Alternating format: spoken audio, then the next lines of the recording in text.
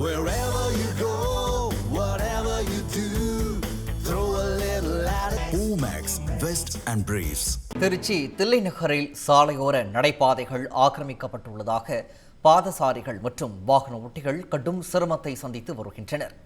இதுகுறித்து நமது செய்தியாளர் தீபன் வழங்கிய கூடுதல் தகவல்களை கள ஆய்வு பகுதியில் தற்போது நாம் பார்க்கலாம்.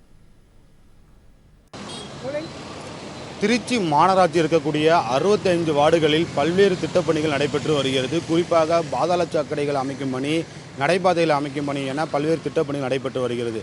அதிலையும் குறிப்பாக ஒரு சில முக்கியமான பகுதிகளில் உடனடியாக நடைபாதை அமைக்கும் பணியும் முழுமையாக முடிவுற்று மக்களுடைய பயன்பாட்டிற்கு திறக்கப்பட்டது. ஆனால் இதுவரை அந்த நடைபாதை மக்கள் பயன்படுத்த முடியாத ஒரு சூழ்நிலை தான் நிலவி வருவதாக பொதுமக்கள் தரப்பிலிருந்து ஒரு குற்றச்சாட்டுகள் முன்வைக்கப்பட்டுள்ளது.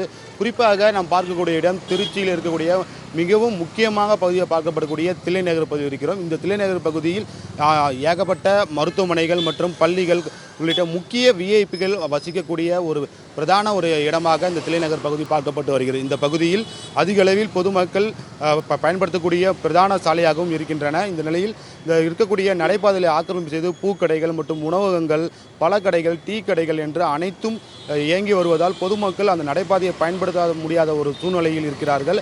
குறிப்பாக இதனால் அந்த பகுதியில் சாலையோரம் நடந்து செல்லும் போது பல்வேறு சமயங்களில் விபத்துகளும் ஏற்படுவதாகவும் பொதுமக்கள் தரப்பில் தெரிவிக்கப்படுகிறது.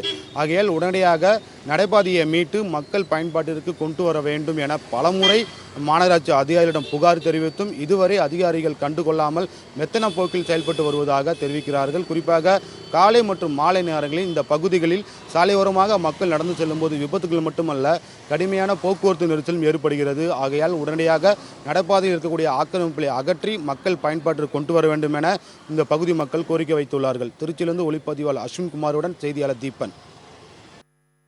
இந்த மாதிரி யூஸ்ஃபுல்லான இன்ஃபர்மேஷன்ஸை தெரிஞ்சுக்க தமிழ் ஜனம் சேனலை சப்ஸ்கிரைப் பண்ணுங்கள்.